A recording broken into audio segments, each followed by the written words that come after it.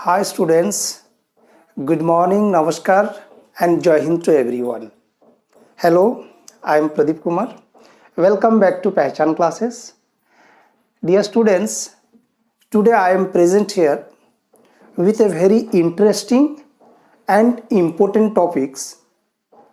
You can say the hero of an English sentence. I think all of you have already watched some movies and you see in a movie there is a hero. In our Indian War of Independence, you know the heroes were Netaji Subhash Chandra Bose, Mahatma Gandhi, Khudiram Bose and many great leaders. So in a film there is also a hero who plays an important role in the film, and in English sentence there is also a hero जिसकी एक अलग पहचान होती है और जो कि बहुत ही इम्पोर्टेंट रोल प्ले करता है। तो आइए आज हम लोग इंग्लिश सेंटेंस के हीरो के बारे में जानकारी हासिल करते हैं। बच्चों, इसके पहले मेरे क्लासेस अगर आपने देखा होगा तो मैंने आपको ये ज़रूर बताया है कि इंग्लिश सेंटेंस को अगर एक ऑर्गेनाइजेशन मान लिया जाए तो नाउन जो होते हैं वो उसका बॉस होता है। क्या होता है? बॉस होता है। और प्रोनाउन जो कि नाउन के सब्स्टिट्यूट में यूज होते हैं जिनको हम असिस्टेंट बॉस कहते हैं। फिर एडजेक्टिव के बारे में भी आपको जानकारी होगी कि एडजेक्टिव क्या है। वो इंग्लिश सेंटेंस का चित्रगुप्त है, यानी कि सच्चाई और झूठ जो भी है, जो सच्चाई है उसको वो सामने लाता है और नाउन या प्रोनाउन के बारे में वो सच्चाई सबके सामने लाता है।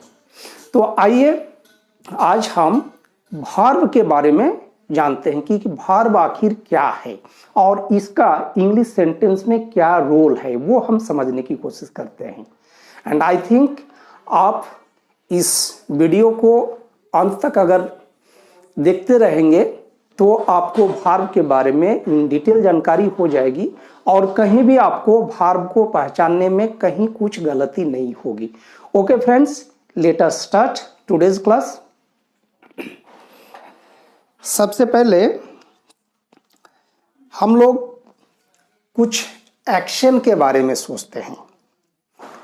अभी जैसे कोई कंपनी चलती है तो उसमें नाउन को मैंने क्या बताया था कि नाउन क्या है? ये बॉस है, बिग बॉस। और प्रोनाउन क्या है? ना असिस्टेंट बॉस है। ठीक है, ये असिस्टेंट बॉस है। और एडजेक्टिव को मैंने बताया था, इसको आप स्पोक्समैन भी बोल सकते हैं, प्रवक्ता। ये कंपनी का प्रवक्ता है, स्पोक्समैन। तो उस हिसाब से वर्ब हमारा क्या होगा? अब नाउन प्रोनाउन क्या करते हैं नहीं करते हैं, बॉस और असिस्टेंट बॉस क्या करते हैं नहीं करते हैं, वो कौन बताएगा? वो उस ऑर्गेनाइजेशन में जो एग्जीक्यूटिव मेंबर्स होते हैं यानी कि कार्यकारिणी सदस्य, वो बताते हैं। तो वर्ब को हम बोलेंगे एग्जीक्यूटिव, ये ऑफिसर्स, एग्जीक्यूटिव ऑफिसर्स हैं। इनका क्या काम है कि बॉस और असिस्टेंट बॉस क्या क्या एक्शन करते हैं या क्या क्या एक्शन उन्होंने किया या इन फ्यूचर में क्या क्या एक्शन करने वाले हैं, उनके बारे में हमें बताते हैं। तो नाउन प्रोनाउन के जो भी काम है, जो भी कार्य हैं, वो कौन बताएंगे? वर्ब बताएंगे। हाँ, ठीक है। अब आगे चलते हैं कि वर्ब को हम कैसे डिफाइन करेंगे।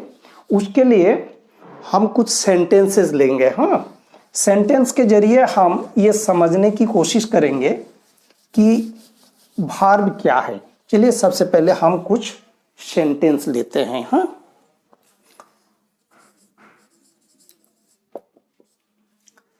जैसे you play football, you play football, आप फुटबॉल खेलते हैं कि नहीं? हो सकता है बहुत सारे बच्चे फुटबॉल खेलते हों, बहुत सारे क्रिकेट खेलते हों। You play football. एक दूसरा सेंटेंस लेते हैं, सी सिंग्स वेल, वह अच्छा गाती है। बहुत अच्छी बात है। ये दो सेंटेंस में देखिए, यहाँ सब्जेक्ट कौन है? या तो वो कोई नाउन या प्रोनाउन होगा। यहाँ दोनों सेंटेंस में हमने प्रोनाउन ही यूज किया है। तो यू प्ले फुटबॉल, आप क्या खेलते हैं? फुटबॉल खेलते हैं। कौन सा एक्शन करते हैं? प्ले, ये आपका हुआ। सी सिंग्स वेल, वह अच्छा गाती है। व्हाट डज सी डू, वह क्या करती है? सी सिंग्स, ये कौन सा एक्शन होता है? वो गाने का काम करती है। तो इन दोनों सेंटेंस में हमने क्या देखा कि यहाँ पे हमें एक्शन देखने को मिला। एक्शन मीन्स किसी भी प्रकार की गतिविधि, किसी भी प्रकार का कार्य, ठीक है? ये एक पोजीशन हुआ। अब दूसरे सेंटेंस पे विचार करते हैं। Suppose Mohan has a dog, Mohan के पास एक कुत्ता है। द किंग हैड 3 क्वींस, राजा की 3 रानियां थीं। The king had 3 queens. Okay, यहाँ पे देखिए, Mohan has a dog, Mohan के पास एक कुत्ता है, मोहन एक कुत्ता रखता है। The king had 3 queens, king की कितनी रानियां थी? 3 क्वींस, 3 रानियां थी। तो यहाँ पे मोहन और the king do not do any action, यहाँ पे वे किसी प्रकार का एक्शन नहीं करते हैं, बल्कि उनके पास क्या है, उनका रिलेशन में क्या है, या तो उनके पास क्या है वो चीज हमें बता रहा है। वो कौन बता रहा है? हैज बता रहा है। Mohan has a dog, Mohan के पास एक कुत्ता है। And the king had 3 queens, राजा के पास 3 रानियां थी। दैट मीन्स राजा की 3 रानियां थी। तो यहाँ पर इन दो सेंटेंसेस में हमने क्या देखा कि यहाँ पे किसी भी प्रकार का एक्शन नहीं हो रहा है, बल्कि किसी के पास क्या है, उनके पोजीशन में क्या है, या तो उनके रिलेशन में क्या है, वो रिलेशन या पोजीशन हमें बताता है। ठीक है, तो ये हो गया मेरा पोजीशन, POSSESSION, पोजीशन। और इसको हम रिलेशन भी बोलेंगे। पोजीशन और रिलेशन, संबंध बताने वाला या तो अधिकार बताने वाला। Let us take another sentence. I am brave, चलिए आई एम ब्रेव, एक सेंटेंस मैंने लिया। She is good at English. She is good at English. I am brave. She is good at English. यहाँ पर भी देखिए, I am brave, मैं क्या हूँ? मैं बहादुर हूँ। She is good at English, वह इंग्लिश में अच्छी है। That means she has a good command over English language. तब हम बोलेंगे सी इज गुड एट इंग्लिश। तो यहाँ पे एम देखिए और इज देखिए, यहाँ पर ना ही आया और शी किसी प्रकार का एक्शन करता है, और ना ही उसके पास कोई चीज है उसके बारे में बताया जा रहा है, बल्कि यहाँ पे उनकी स्थिति या उनका जो दशा है वो बताया जाता है, जिसको हम बोलते हैं state of being. I am brave, मैं कैसा हूं, मैं कौन हूं, वो बता रहा है कि आई एम ब्रेव, मैं बहादुर हूं। She is good at English, वह इंग्लिश में अच्छी है। तो उसकी सी या आई दोनों की स्थिति के बारे में हमें पता चलता है। इसको हम बोलेंगे स्टेट ऑफ बीइंग। क्या बोलेंगे? State of being. तो माय डियर चिल्ड्रन, यहाँ पे जो 6 सेंटेंसेस मैंने लिखा है, इन सेंटेंसेस में हम लोगों ने देखा कि कहीं एक्शन की बात होती है, कहीं पोजीशन या रिलेशन की बात होती है, और कहीं स्टेट ऑफ बीइंग, किसी की स्थिति या दशा बताया जाता है। तो ये सारे चीज बताने वाले जो वर्ड्स है, इन्हीं वर्ड्स को हम क्या बोलेंगे? वर्ब बोलेंगे। इन्हीं वर्ड्स को हम क्या बोलेंगे? वर्ब बोलेंगे। ऐसे normally verb is an action word, ये एक नॉर्मल डेफिनेशन है, वो तो हम जान ही रहे हैं। लेकिन केवल एक्शन की ही बात नहीं, बल्कि वो पोजीशन और रिलेशन भी बताता है, साथ में किसी का भी स्टेट ऑफ बीइंग, उसका सिचुएशन, उसका कंडीशन, वो भी बताता है। और वो सब भी क्या है? वो भी वर्ब्स हैं। तो यहाँ से हम लोगों को वर्ब का एक यूनिवर्सल डेफिनेशन पता चलता है कि a word that expresses an action, possession or relation or state of being, that is called verb। तो verb वो वर्ड होगा जो हमें एक्शन के बारे में बताएगा, या तो पोजीशन और रिलेशन के बारे में बताएगा, या किसी का स्टेट ऑफ बीइंग बताएगा।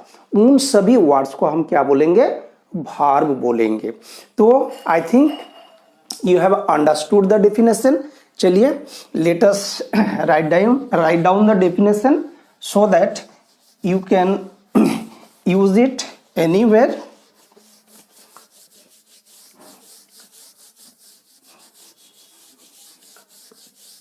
ओके, तो ये हुआ हम लोगों का वर्ब।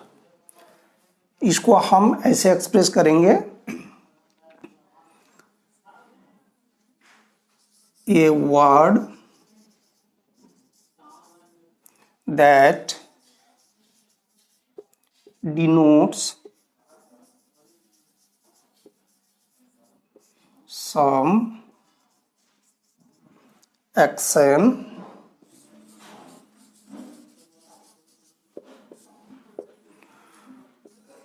position,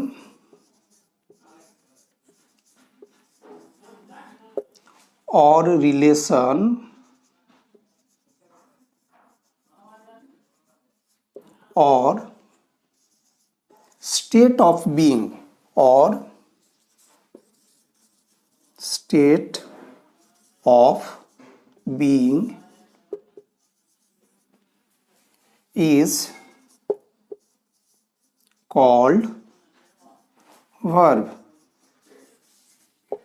और इसके एग्जाम्पल में अभी जो हम लोगों ने सेंटेंस लिखा था, वहां से आप कुछ भी वर्ब लिखिए। फॉर एग्जाम्पल,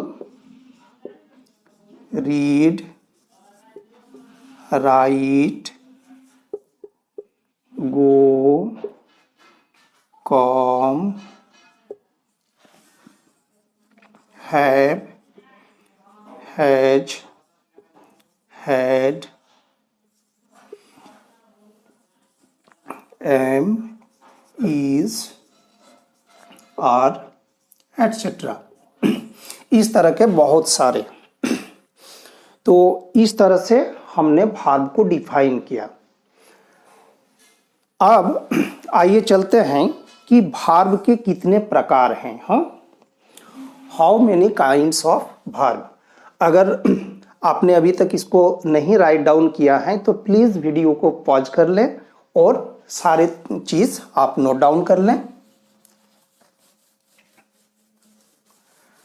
अब वर्ब कितने प्रकार के होते हैं, अब उसको हम कैसे क्लासिफाई करेंगे? उसके बहुत सारे बहुत सारे नहीं, उसके 2-3 आधार हैं जिसके आधार पे हम वर्ब को अलग अलग भागों में बांटते हैं। सबसे पहले उसका जो होता है फॉर्म के आधार पे, हाँ, काइंड्स ऑफ वर्ब।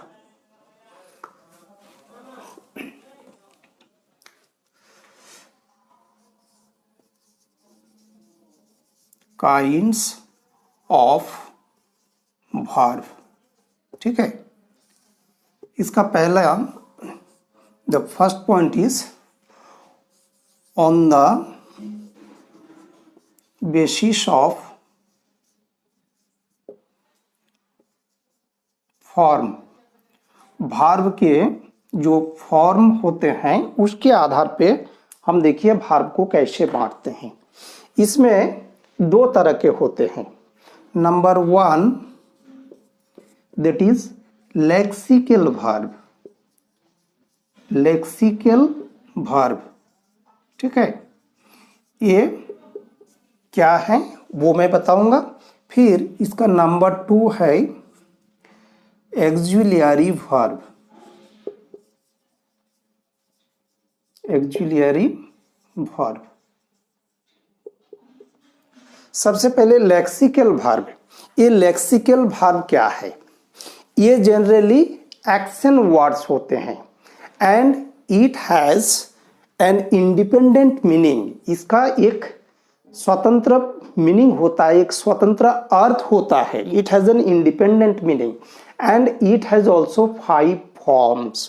तो जो लेक्सिकल वर्ब है उनके इंडिपेंडेंट मीनिंग होते हैं और वो हमेशा मेन वर्ब के ही रूप में इस्तेमाल होते हैं, ठीक है। वो हमेशा मेन वर्ब के रूप में इस्तेमाल होगा।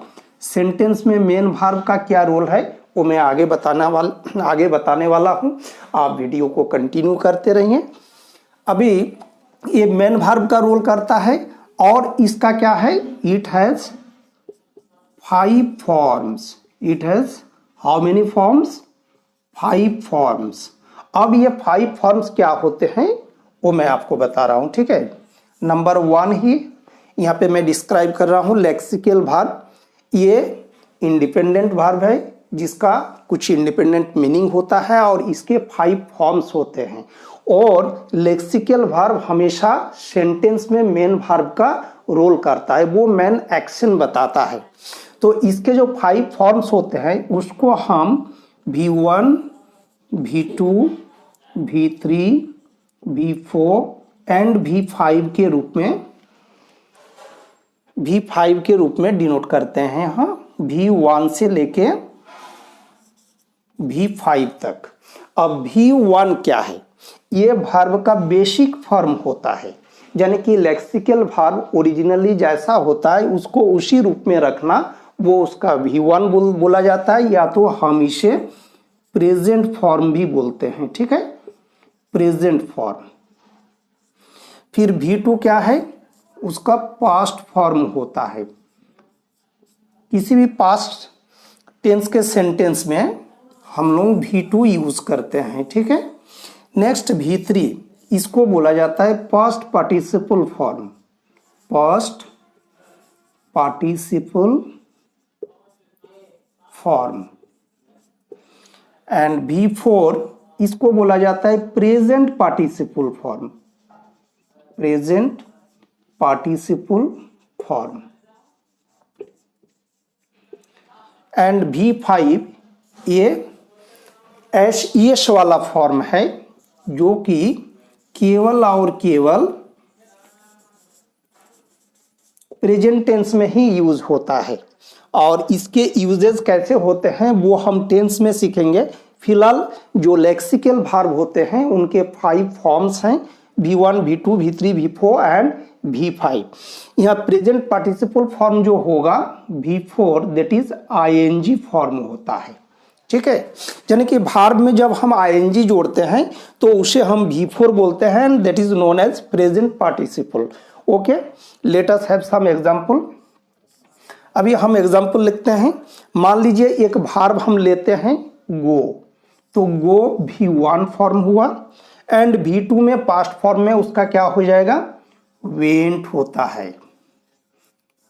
जैसे you go to school every day, आप हर दिन स्कूल जाते हैं। एंड V2 का यूज कहाँ होगा, वेंट का, आप कल स्कूल गए थे, yesterday you went to school. V3 past participle, इसका यूज प्रेजेंट पास्ट फ्यूचर तीनों में होता है in some perfect tense. Gone, go, went, gone. जैसे I have gone to school, that means मैं स्कूल जा चुका हूं। V4 ये प्रेजेंट पार्टिसिपल, इसमें क्या करते हैं ना, भार्ब में आईएनजी जोड़ते हैं, तो हमारा फॉर्म हो जाएगा गोइंग।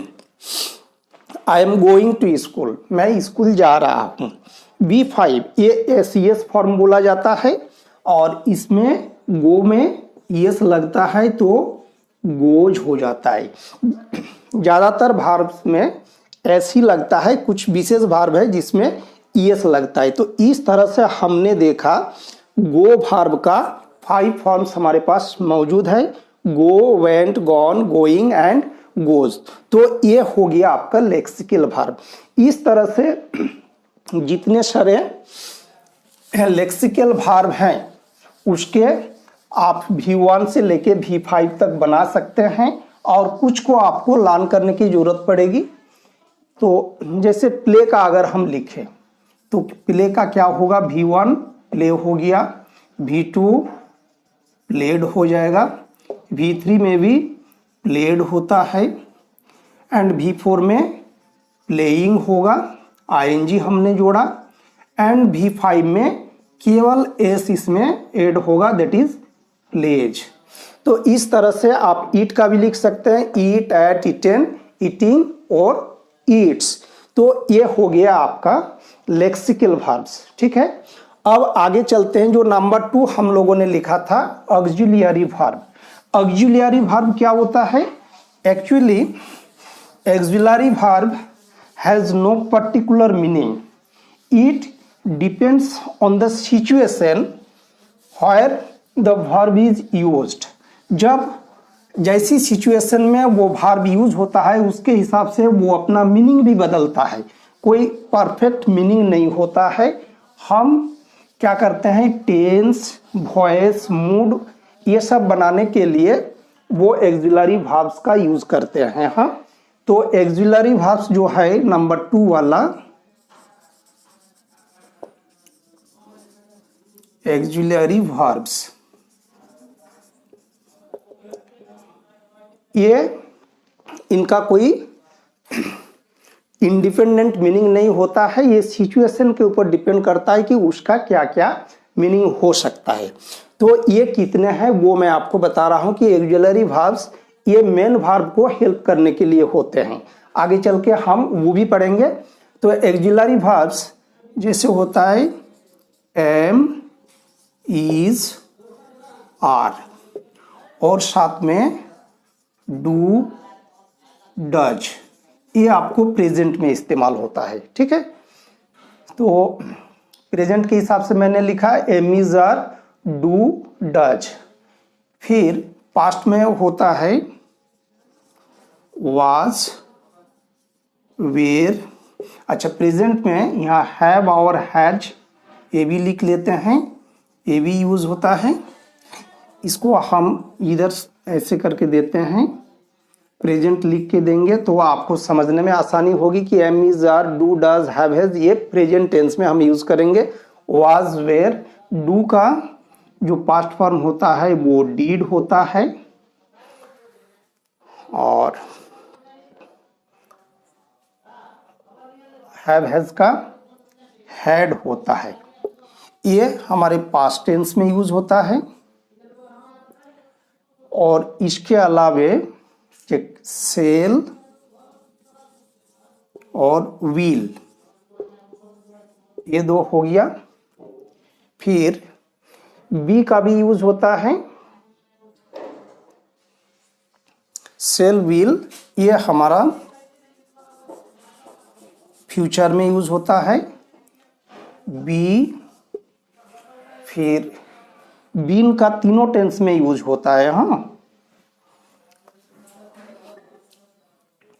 प्रेजेंट का यूज बी में भी, ये फ्यूचर में भी होता है एंड प्रेजेंट में भी होता है।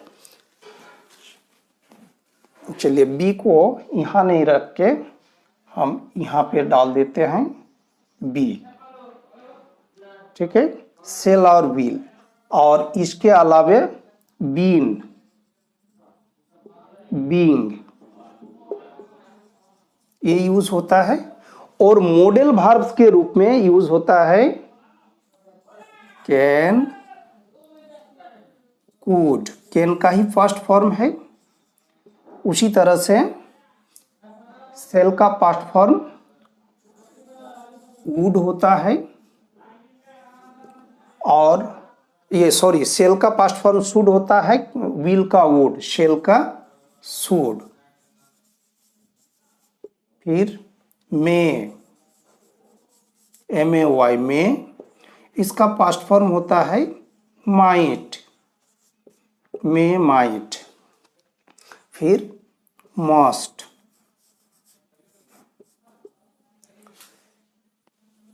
डियर, नीड, और ought to। फिर यूज टू, यूज टू। इस तरह से देखिए तो हमारे हेल्पिंग वर्ब के लिस्ट में कितने सारे आ गए। ये सब को हम मॉडल्स बोलते हैं, models, models verb. 1 2 3 4 5 6 7 8 9 10 11 12 13 14 15 16 17 18 19 20 21 22 23 24 25 26 27। So my dear friends, in English language बस इतने ही एक्सिलरी वर्ब्स हैं।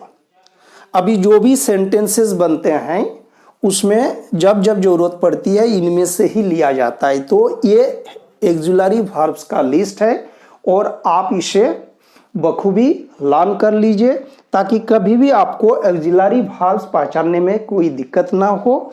और इनका यूज़ कैसे होगा वो मैं आगे के वीडियोज़ में बताने वाला हूँ। अभी हम लोगों ने देखा कि फॉर्म के आधार पे वर्ब को हमने 2 पार्ट्स में बांटा।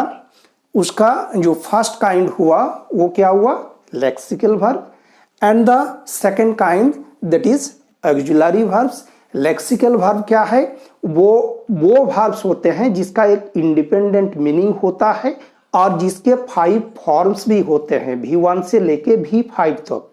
और ऑक्सिलरी वर्ब्स इनफैक्ट इनका कोई इंडिपेंडेंट मीनिंग नहीं होता है। सेंटेंस में जैसे इसका प्रयोग होता है उसके आधार पर इसका मीनिंग बदलते रहता है। और टोटल हमारे पास 27 हेल्पिंग वर्ब्स या ऑक्सिलरी वर्ब्स है। तो इस तरह से हम लोगों ने वर्ब्स पढ़ा, सीखा और जाना।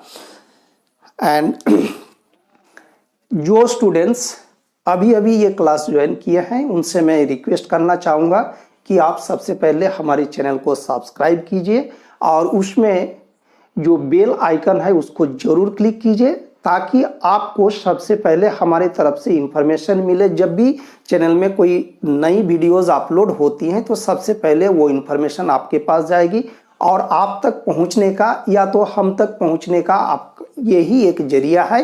This is the only way to have information about the channel. और आप वीडियोस को कभी भी देखें, पूरे शुरू से लेके अंत तक देखें, तभी जाके आपको पूरा कॉन्सेप्ट समझ में आएगा। एंड दूसरी बात, please don't forget to share it with your friends so that they also should get this opportunity to learn something from this channel.